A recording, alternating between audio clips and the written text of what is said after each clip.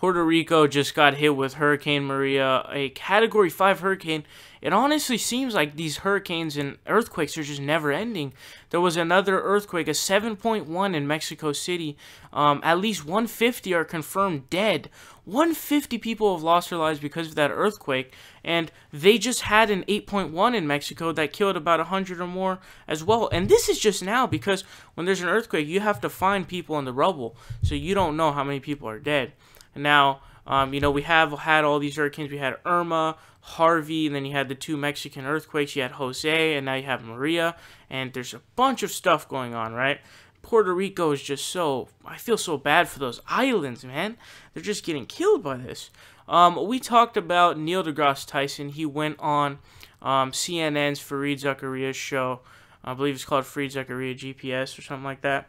But Neil deGrasse Tyson is really fed up with climate deniers, climate change deniers, and he went on to MSNBC to continue to explain that it is truly remarkable that people can still manage to deny climate change while all of these things, all of these hurricanes are happening back to back to back, and these earthquakes and natural disasters are happening back to back to back to back. So check out that video.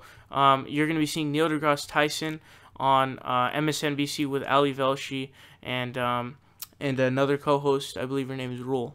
Sorry, I don't know how else to put it. No, I mean... See, I do understand. Yeah. These are shots across our bow at this point. Why? We're reminded how susceptible our coastal cities are to flooding under these extreme weather circumstances. And most of civilization, in fact, was built on cities, on waterways for transportation, for ports. Commerce. That's ports. Why we built cities. That's why we have built cities where they are.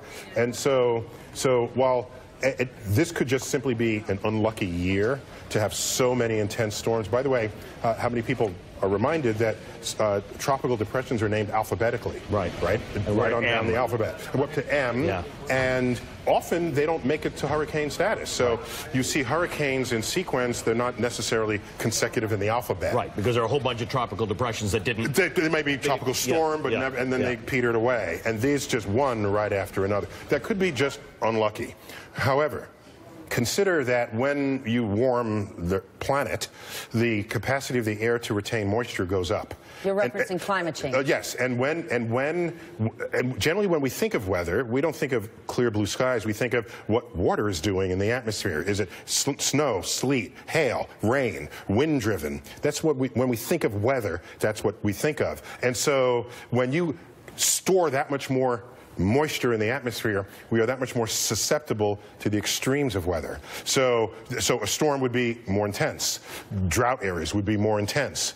And so these are shots across our...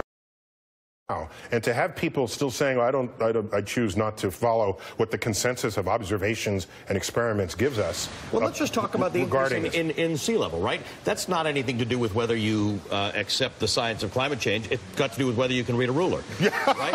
The sea levels have... Maybe we got to go back to elementary school. Right. And so this is not the stuff... What you're talking about, we know that the Earth is warming, we know that the water is warming, and we know that these storms that get their energy from warming waters do feed off of that. And there's another important fact. The ocean is a huge repository of heat energy, and as well as carbon dioxide. And so even if we stopped taking carbon out of the ground, burning it, and entering it as a greenhouse gas, if we stop that tomorrow, there's still the lag time that the ocean would then be generating, influencing the climate of the atmosphere until that levels off. Then from your perspective, we know that we're in a first responders moment as it relates to Puerto Rico and the Virgin Islands. Let's go a week, a month from now, as they are replanning the rebuild of these places. From your perspective, what are the most important elements that need to be considered? Well, so first, anyone who wants to base policy on what might be research papers that are not in the consensus of what other observations have shown, that is risky.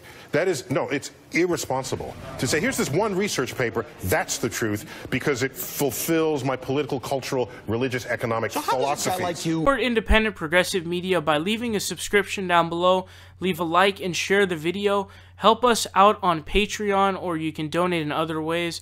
Links are in the description down below. We are fighting Trump tooth and nail, and we will continue to do so with your help.